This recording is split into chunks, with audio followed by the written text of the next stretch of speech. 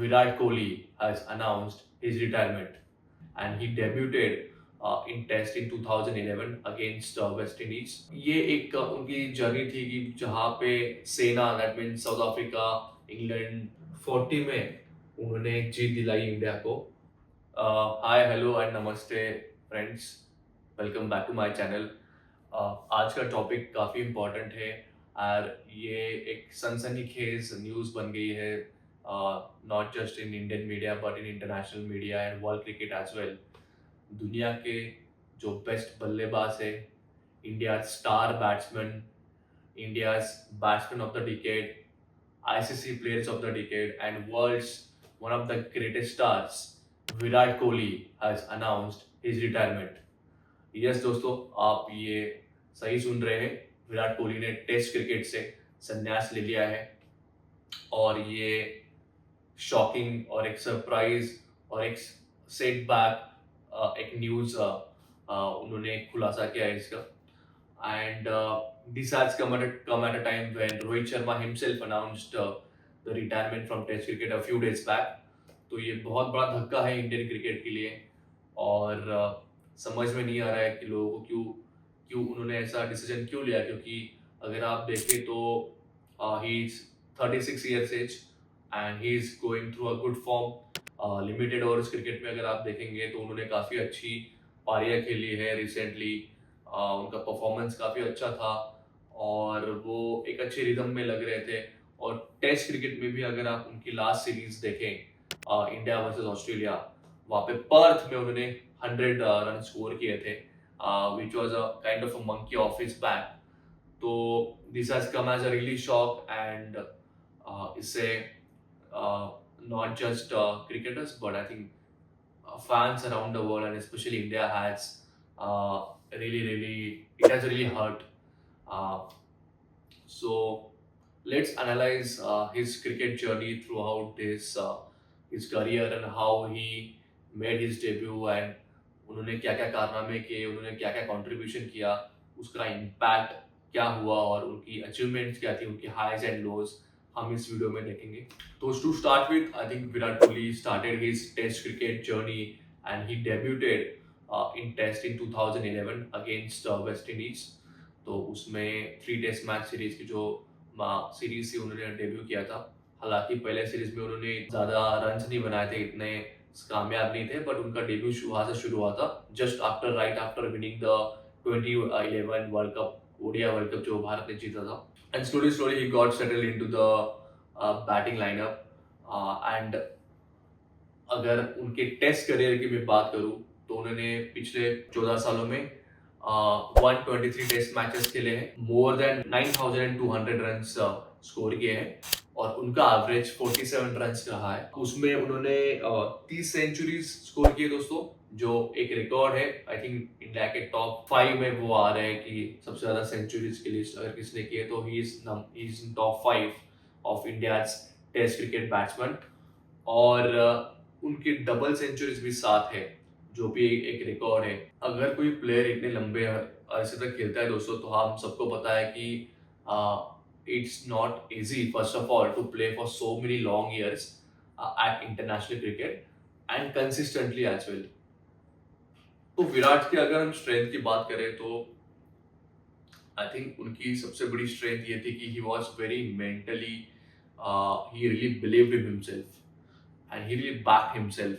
And specially when his back was against the wall, that means जब उन पे कोई भरोसा नहीं करता था या वो प्रेशर में होते थे, सबसे ज्यादा भरोसा उनका खुद के ऊपर होता था और उसकी वजह से वो टीम को मैचेस जीता देते थे. ऐसा हमने कितने बार देखा है, आप सबको याद है कि so many times he has saved Indian cricket team from the jaws of defeat and made us victorious. So this is a thing that stood out for Virat Kohli, that उन्होंने अपना belief नहीं खोया and he continued his hard work, training, and that reflected on his performances on the ground himself. Normally आप देखते हैं तो domestic में बहुत सारे क्रिकेटर्स सक्सेसफुल होते हैं, बट इंटरनेशनल क्रिकेट में जब वो एंटर करते हैं और जब वो करियर अपना आगे लेके जाते हैं तो काफ़ी डिफिकल्ट हो जाता है. और स्पेशली विराट कोहली के लिए एक बड़ा चैलेंज था, क्योंकि जब वो ग्रो कर रहे थे उसके तभी हमारे जो फैब फोर थे इंडिया के, सचिन तेंदुलकर, राहुल द्रविड़, सौरव गांगुली और विवेक लक्ष्मण, ये धीरे धीरे one by one they were getting retired, they were leaving the game, and the whole responsibility was on his shoulder. और उनको नंबर 4 को भी उन्होंने रिप्लेस किया था, सचिन को टेस्ट क्रिकेट के बैटिंग ऑर्डर में, तो एक बड़ी रिस्पॉन्सिबिलिटी उनकी तरफ आ गई थी। और आई थिंक स्लोली स्लोली उन्होंने काफ़ी अच्छा उसको हैंडल किया। I think one of the incidences that I remember is that his one of the best performances came in 2014 against Australia, जब उन्होंने 4 सेंचुरीज मारे और 2 हाफ सेंचुरीज मारी, और मिचेल जॉनसन और जो ऑस्ट्रेलियन क्रिकेट था या बॉलर्स है उनको उन्होंने बहुत खूब समाचार लिया, उनको बहुत धोया उनको, और काफ़ी रन बनाए, हाईएस्ट रन स्कोरर थे वो। और ये एक उनकी जर्नी थी कि जहाँ पे SENA, that means south Africa, England, Australia, ये जो आउटसाइड कंट्रीज है वहाँ पे इंडियन बैट्समैन इतने स्कोर नहीं कर पाते थे, उन्होंने काफ़ी रन स्कोर किए। इनफैक्ट उनका हाईएस्ट स्कोर जो था 254 run, that was against south Africa, not out. He handled all those bowlers and all this process very well, and he came triumphant. One of such incidences is that he had a very horrible tour of England in the same year. He had a horrible tour of England where in 5 test matches he scored only 135 runs, और उनको James Anderson का बनी कहा जा रहा था तब उस दौरान, क्योंकि जेम्स एंडरसन हमेशा उनकी विकेट ले रहे थे और विराट कोहली के पास स्विंग और सिम का आंसर ही नहीं था। And but the man did not give up. I think उसके बाद उनका पीक स्टार्ट हुआ, कंसिस्टेंट रन स्टार्ट हुआ, और काफी हर जगह जहां गए, वेस्ट इंडीज, साउथ अफ्रीका, उन्होंने स्कोर किया। और एक बाकी था 140 that was remaining was England, और 2018 में उन्होंने वो भी ब्रेक किया वो, और उन्होंने 5 टेस्ट मैच में 593 रन के, and he was highest run scorer again in that series, and he bounced and he tried the England bowlers left and right. So that is how the man was, that he really, when the challenge was confronted in front of him, he took it with the heart and took it with the pride, and faced it like a warrior, and made a champion out of himself. So hats off to him. I think it has been a great career. If we talk about more highlights of his career, so one of the greatest achievement of his career has been that he was the best captain of India in all most aspect I would say. जब Dhoni retire हो गए थे 2014 में, तो suddenly retirement ले लिया था उन्होंने, तो Virat Kohli was handed a captainship naturally because he was vice captain as well. उसके बाद उन्होंने, अगर स्टैटिस्टिकली बात किया जाए तो 68 टेस्ट मैच में उन्होंने कैप्टनशिप की, जिसमें से 40 में उन्होंने जीत दिलाई इंडिया को, और जो highest number of test wins है for any Indian captain till now, that means he is the most successful test captain for India, which itself speaks the volume of how his leadership was. And talking about his leadership tenure, we all saw what he brought to the table. उन्होंने एक fitness का culture लाया Indian cricket team में, क्योंकि आप उससे पहले देखें तो हमारी टीम की फिटनेस, एक हमारे पास ग्रेट बैट्समैन थे, हमारे पास ग्रेट बॉलर थे, बट इंडिया के पास ग्रेट फील्डिंग टीम कभी देखा नहीं जाता था। साउथ अफ्रीका, ऑस्ट्रेलिया, न्यूजीलैंड, इनको हम हमेशा ग्रेट फील्डिंग टीम बोलते थे, बट इंडिया के पास ऐसे कभी देखा नहीं गया था, क्योंकि हमारे प्लेयर वैसे इतने चुस्त फिट नहीं थे फील्डिंग वाइज। एक दो प्लेयर्स इंडिविजुअल जीनियसेस थे, but as a whole team we were not. But Virat broke that culture. He brought that fitness culture into the team. उन्होंने यो-यो टेस्ट मैंडेटरी किया। अगर किसी प्लेयर को इंडिया के लिए खेलना है तो उसको यो-यो टेस्ट मैंडेटरी है, उसको पास होना है तभी वो खेल पाएगा। इसके वजह से बहुत सारे प्लेयर्स को मिस भी करना पड़ा टेस्ट सीरीज में सिलेक्शन, और बाद में उन्होंने फिटनेस रिकवर करके they came back again into team. So वो एक मैंडेट रखा उन्होंने कि I want a team which is full of athleticism and the players who are fully fit. Because if they are fit, then obviously batting and bowling will improve. Like your agility, your the way to conduct your main skill sets would definitely improve, and that is what the agenda was. And he wanted players to be on the field, saving the runs, taking the catches, taking the important catches, because those are the minute decisions that happens on the ground that makes you win the matches. So this was his agenda. This is how first he led from the front. वो खुद इतने fit है, पूरा diet उन्होंने change किया. काफी famous उनके videos हैं, आप सबने देखे रहेंगे कि he said, I think when 2014, when he saw himself in front of mirror, he had a tummy and he felt ashamed of himself, and he changed everything about him from the next day. He started gymming twice a day. He started eating good food, protein-rich diet, and whatever is needed for a good cricketer to rise his game. So that's what he made the changes, and then when he became the captain, he brought that culture into the team. That was one of the thing. And best again, when I say what impact he brought to the team is that India always played with 7 batsmen and 4 bowlers strategy, Hamisha. But he changed that strategy in when we toured the foreign countries. He changed it to 6 batsmen and 5 fast bowlers, or 4 fast bowlers and 1 spinner.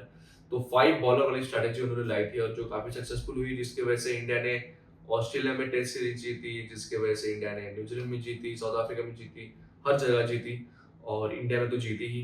और India को number 1 test ranking में रखने का उन्होंने एक record है उनके नाम पे, जहां इंडिया ने कंसेक्यूटिवली 42 मंथ्स के लिए we were rank number 1. So that highlights how his consistent performances throughout the season, throughout the ups and downs, did not deter India from winning the tournaments and uh, cementing its place as the number 1 cricketing country and test playing nation across the world. And he set his legacy, and the man walked the path. और उसके बाद अगर statistics ये भी देखें तो उनका batting performance भी उनका इम्प्रूव हुआ. I think when he became the test captain, उसके बाद उन्हें 6 डबल हंड्रेड्स भी मारे. एक 2014 to 19 जो उनका पीक पीरियड था, I think he was scoring so consistently that there was no stopping to him. He was ranked number 1 batsman as well. और throughout his not just test performances but limited overs में तो वो अच्छे perform कर ही रहे थे. उनको पूरा एक 2010 to 2020 का ICC player of the decade का भी अवार्ड मिला. सो दैट शोज कि हाउ ग्रेट ही इज.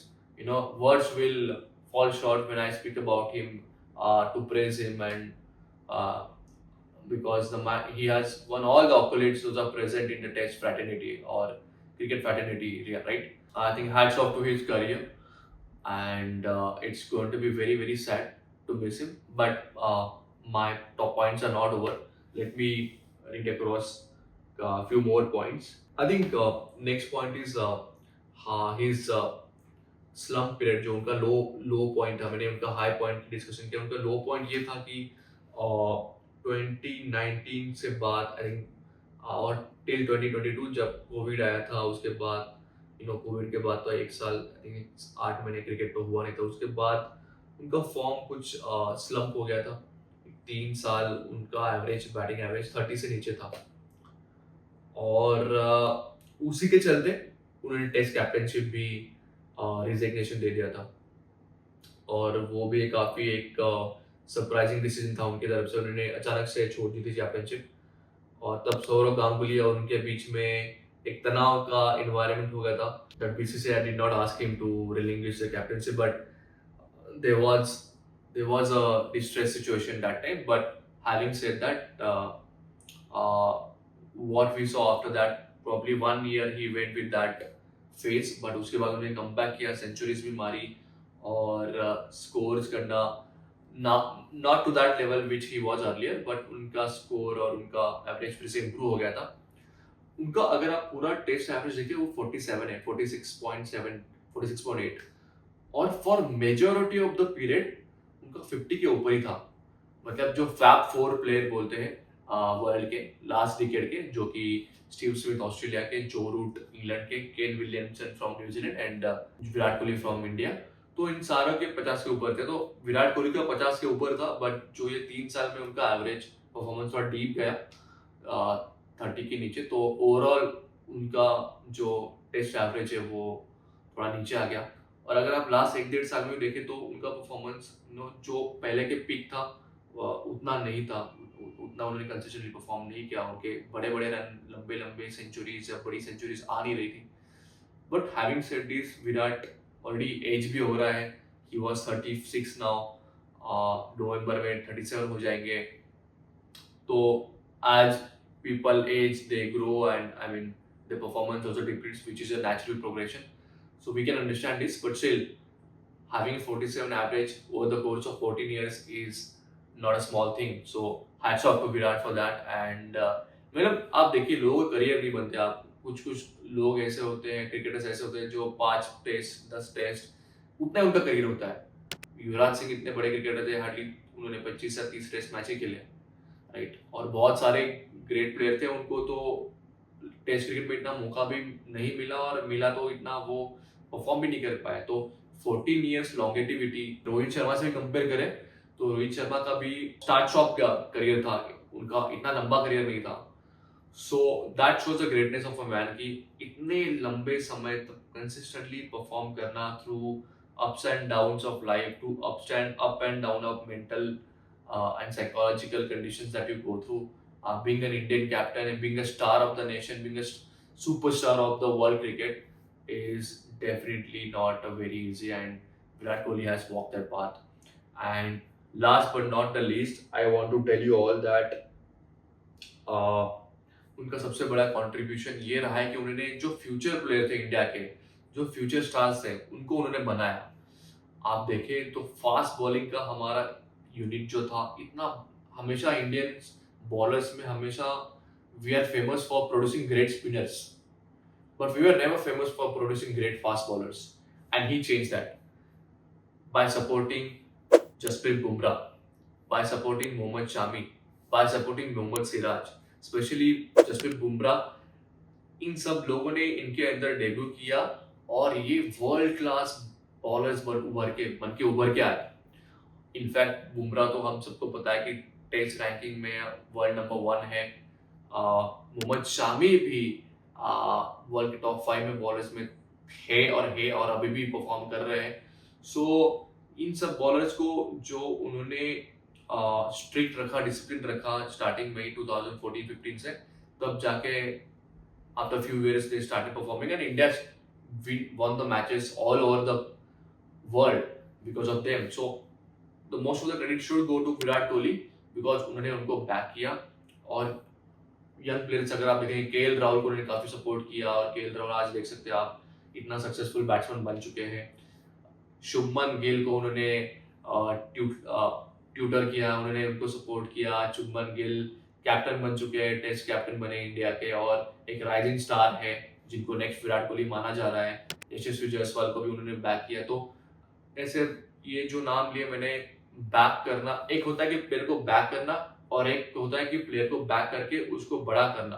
तो उसके पीछे विराट कोहली का काफी बड़ा हाथ है, and that has been one of his best achievement and best gifts to India, to Indian cricket, because as a leader it's not just about you, it's about the players around you, it's about the team, and team can be only formed and only elevated once the other individual players are elevated. Hats off to Virat Kohli, it's been a great achievement for him as a test cricket. It's actually a very shocking and sad news for India, क्योंकि और 2-3 साल वो cricket खेल सकते थे। हम सबको पता है कि he was just 36।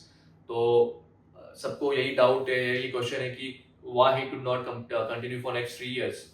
2-3 साल वो आराम से खेल सकते थे, और इंग्लैंड टूर भी आ रहा है अभी, तो बड़ा एक गैप हो गया, एक होल हो गया इंडियन टीम में बैटिंग में। तो विराट कोहली भी नहीं है, रोहित शर्मा भी नहीं है, तो I am not sure how India is going to cope up with it. It's going to be very hard. उनके शूज फील करना, उनकी एक प्रेजेंस फिलअप करना इतना इजी नहीं रहेगा, क्योंकि उनका नाम ही एक बड़ा, नॉट जस्ट ब्रांड था, एक बड़े स्टार नहीं थे वो, एक श्रूड टैक्टिशियंस थे। काफी उनका शार्प माइंडसेट था, और वो जब क्रीज पे होते, मैदान पे होते, एक अलग एनर्जी होती है और अपोजिशन डरता है उनसे, एक प्रेशर क्रिएट करता है वो। I am at a loss of words what to say, but India is going to miss him. मतलब लास्ट 25 साल में सबसे बड़ा अगर इंडिया में नाम था सचिन तेंदुलकर के बाद तो विराट कोहली था। और इनफैक्ट बट उनका इम्पैक्ट वर्ल्ड क्रिकेट में और टेस्ट क्रिकेट में सबसे ज्यादा था विराट कोहली का ही।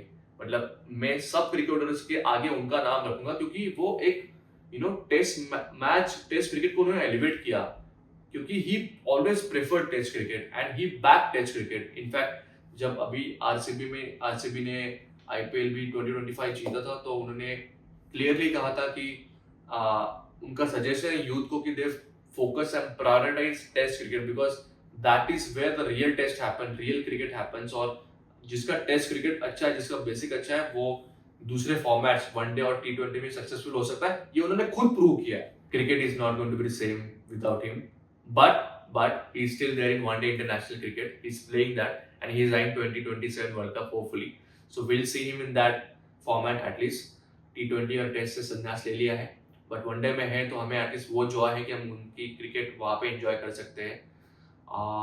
सो we wish him the great and happy and successful life, because young family, उनकी 2 बच्चे हैं, वाइफ है, तो एक डिसीजन ले सकते हैं। पर्सनल डिसीजन भी हो सकता है कि फैमिली भी है, उनको भी टाइम चाहिए, तो it's very personal. But whatever Virat has given, we salute, we say namaste and thank you to him that he contributed to Indian cricket in such great ways.